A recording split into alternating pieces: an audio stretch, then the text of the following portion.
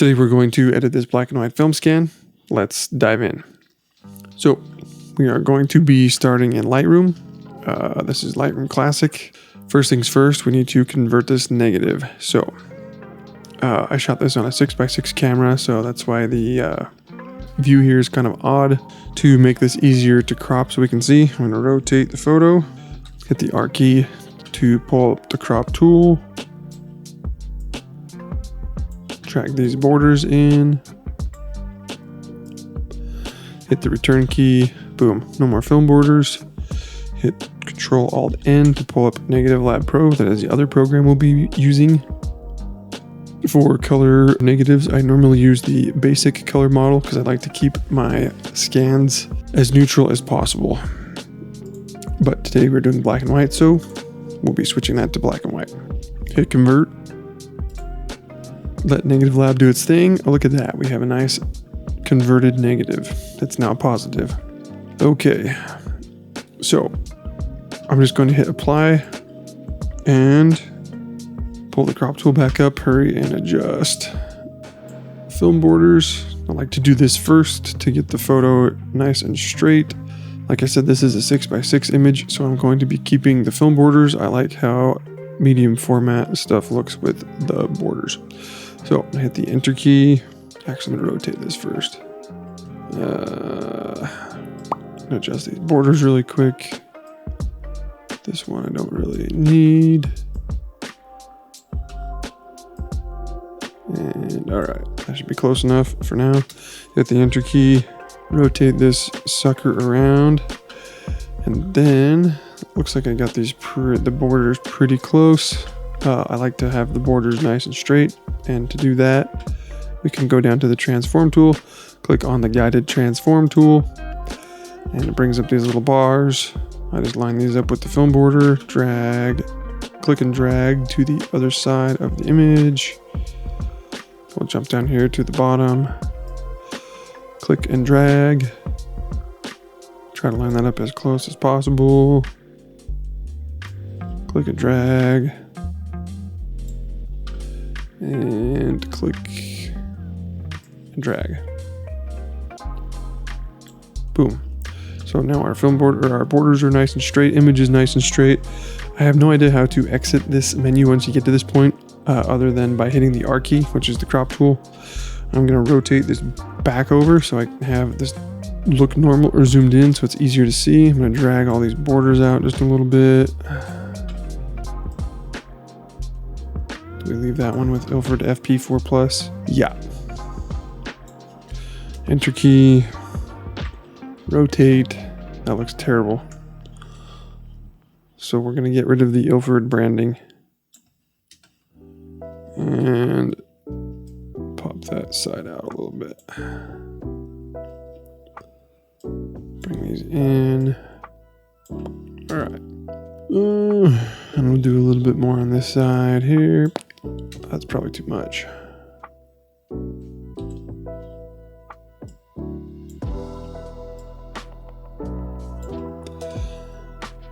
All right, good enough. So you're probably wondering how I have raw files rather than TIFF files for my scans. Nope, these did not come from a lab. These came from my kitchen. I scan at home using a mirrorless camera and a macro lens. I have only had one roll of film scanned at a lab, and the DIY at home method was highly superior. You get raw files at no extra charge. Everything just is dialed in a lot better. So let's get on to the editing part. So I'm going to jump back into Negative Lab, Ctrl-Alt-N, and just kind of run through some of these. Normally, lab standard usually looks pretty good, and honestly, this doesn't look bad at all, but it's still fun to kind of just jump through some of the settings, just to kind of see, because the lab standard is quite contrasty. It's not bad, just a little heavy on contrast. I kind of prefer to have a flatter image and then add contrast myself. So there is Lab Soft, that's not bad. That's gonna add a ton of contrast. Doing Lab Hard. Linear works sometimes. I found linear works really good for photos that are overexposed. So like I do a lot of flash at night. I tend to overexpose those because it's kind of tricky to meter flash at night on film. So for this instance, it doesn't look too bad. It's kind of similar to the Lab Soft. Actually, the Lab Soft has a little more shadows and contrast. Linear Gamma, that adds a lot more contrast, kind of darkens everything. Linear Deep, that's actually not a bad look. How does that look? That's pretty close to Lab Soft. It's like just a little bit brighter. So I think I may keep that. I kind of like that look. And I can add some more contrast. Yeah. Linear Flat just gives you a nice flat profile. So I'm going to go with Linear Deep. And then I'm going to adjust the black clip down a little bit. That kind of will remove a little bit more contrast. That way I can add my own to taste. This image is pretty sharp already, but I like to add lab sharpening. A little bit of sharpening is always good. Okay, so now we'll hit OK or apply. Save that. And we're going to right click on the image and we're going to send this to Photoshop. My Photoshop, you'll see in just a sec. Okay, now we're here in Photoshop. We have our lovely image. When I'm doing these film edits, I generally don't like to make adjustments to the film borders unless they need it. So to get around this, to be able to edit the image on the inside but not the film borders, we're going to get the quick selection tool. Sometimes this is quick, sometimes this is not. This one's going to be a little bit of a pain because of these leaves right here. So quick selection tool, click and drag around all these little things. I'm going to speed this up so you don't have to suffer through all this. But the gist of what we're doing here is clicking and dragging and getting the marching ants to around the film border, on the inside of the film border, excuse me. This will tell Photoshop that we want to make adjustments to everything inside this selection area and not outside. Sometimes this will happen where Photoshop will just go to the outside edge. If you hold the Alt key and click, that will tell Photoshop to do the inverse. So you can push the marching ants back to the inner border and just slowly drag, click and drag to push the marching ants back to the inner border of the film scan.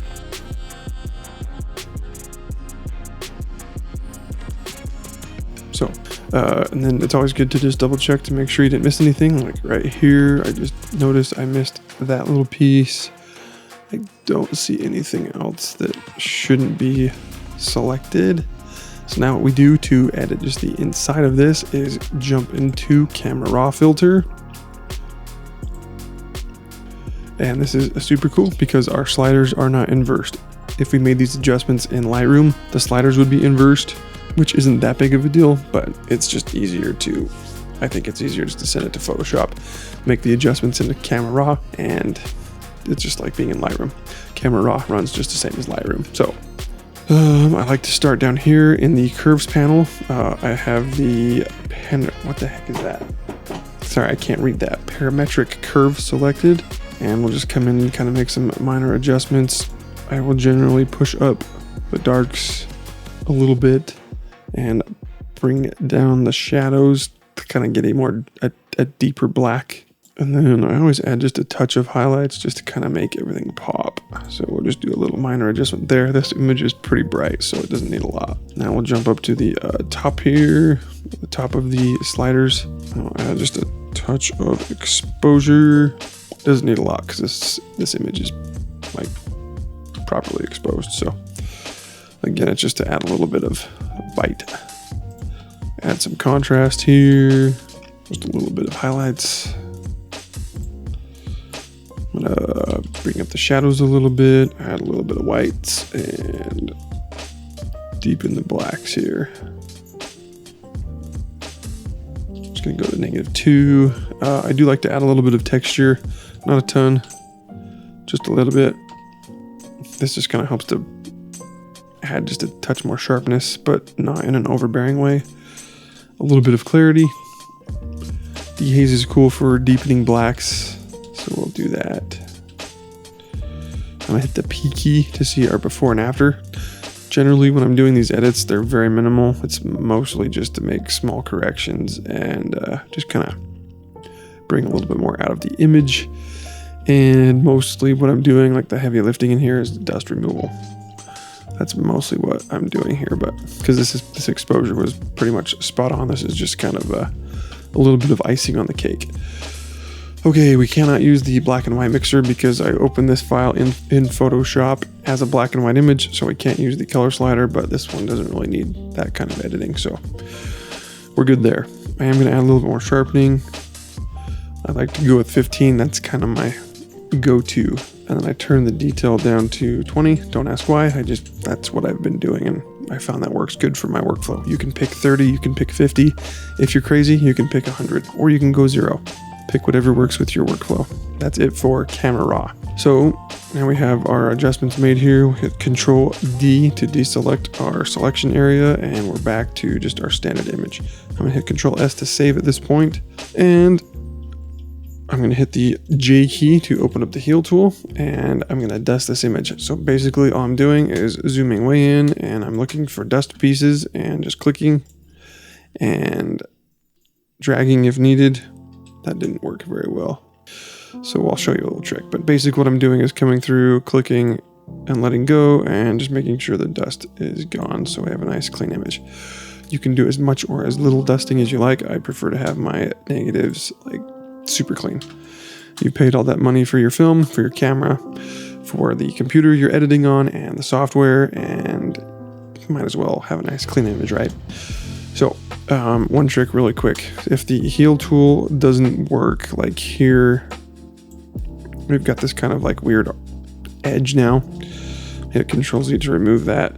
Oftentimes you can use the lasso tool and highlight around the thing you don't want. Hit the delete key, hit the enter key, and look at that. Photoshop magic. That thing's gone. The edge is nice and smooth. Wow, it's a miracle. Photoshop miracle. I'm going to fast forward through this part because it's kind of boring.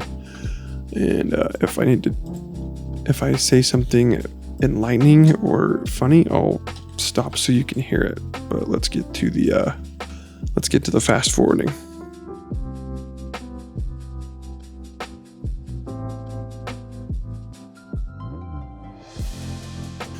Just me jumping in here really quick. Depending on how much performance your computer has, editing these large scans like this can be taxing, so it's good to save frequently. I will generally make a pass and save just in case Photoshop crashes, because I have had that happen before. If you're saving your work regularly, then there's less you have to make up if Photoshop crashes while you're zoomed in here doing all this dusting.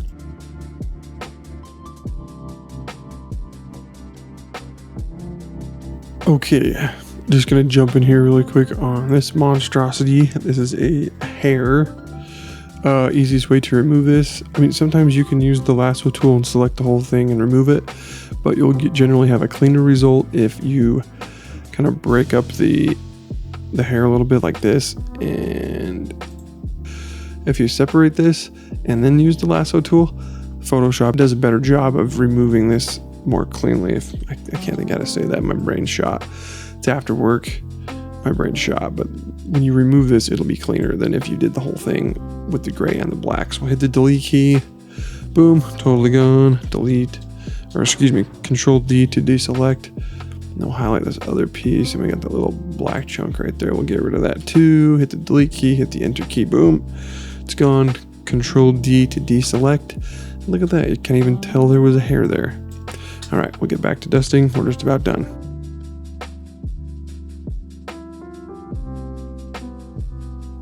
Once I get done dusting the main part of the image, I like to go around and just double check the film borders, like kind of how this is cut off here. We'll just get rid of that because that doesn't look very clean. So boom, that is gone. This line here, I'm just going to leave that. I mean, you can remove these if you want to, but it's not really critical. Sometimes I will, but where it's so faint, it's not worth the time to me to get rid of it. If this line was in the image, I would definitely work to remove that, but since it's on the film border, I'm not really worried about it. Just found another little guy here I'm gonna get rid of.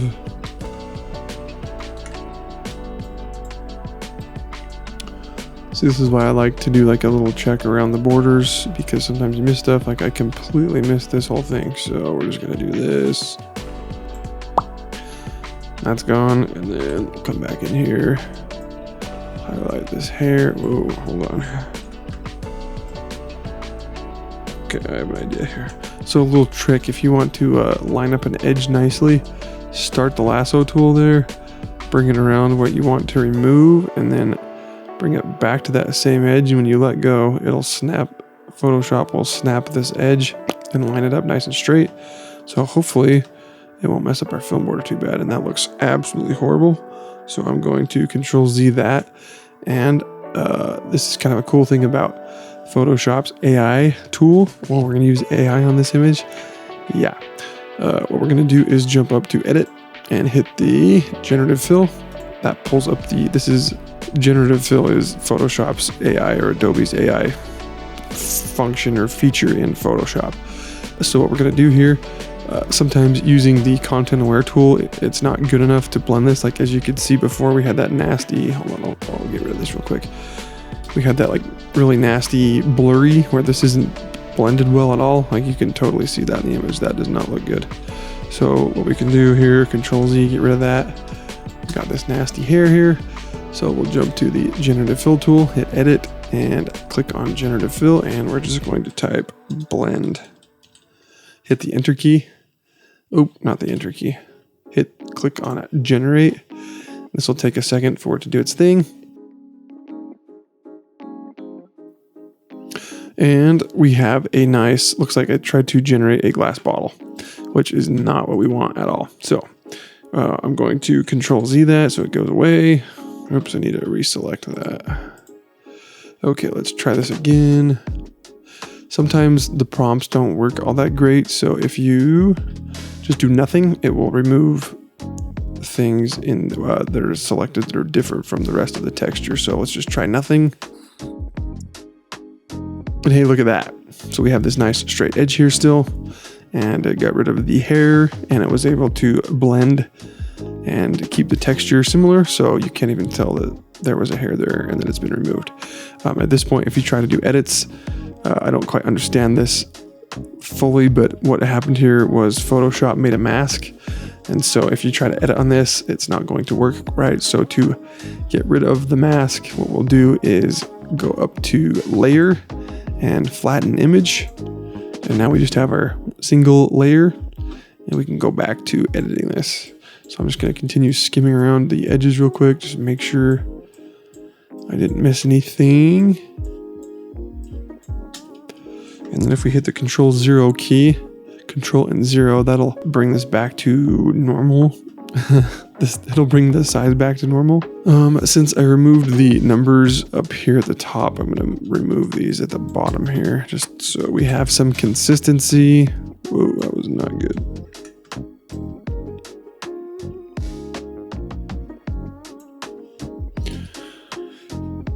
Hit the delete key, pulls up the content aware box, hit the return key, boom, that goes away. Control D to deselect, Control 0 to zoom out.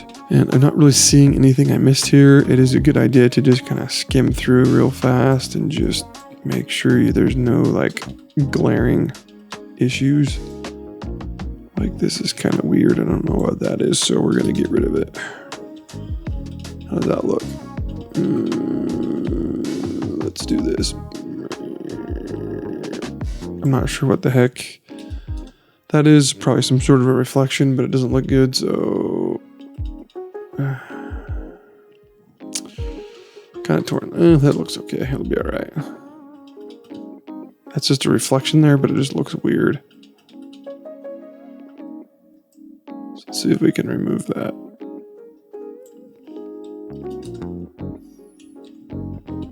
Okay, much better. All right. There's a little guy right here. Let's get rid of that. And this little guy right here. Like I said, you can do as much or as little of this as you want. I try to clean things up as much as possible. I just like my stuff to look super clean. I know there's like little imperfections and dots and stuff in here, but I'm not really super worried about that. That's just imperfections in the paint and reflections, and so I'm not gonna have that be perfect. Yeah, that looks pretty dang good, I think. I am gonna get rid of this little piece of light right here though, because that definitely stands out. Those little reflections under the car. All right, I'm gonna hit Command S to save this, and it will send it back to Photoshop. Oop, I did see one thing I am gonna remove. Sometimes these little rocks don't look very good, so I'm gonna get rid of some of them. How's that look? Awesome. Looks like $1 million. Control S will save this and also send it back to Lightroom, and we can double check to make sure that it is in Lightroom, because now our original file here was not this one. We were editing a copy. This is our original file. It is a raw file. When we save these back to Lightroom, it'll generate a TIFF copy that says edit. So we know that's our edited file. And at this point, you can resize these to fit on Instagram or post on whatever social you post on. And for those wondering, like we saw before I cropped the film borders, this was shot on Ilford FP4 and developed in the bathroom in a Patterson tank in Xtol. Xtol is a wonderful black and white developer, very sharp, very fine grain. I highly recommend that developer. Thanks for watching, and we'll see you in the next one.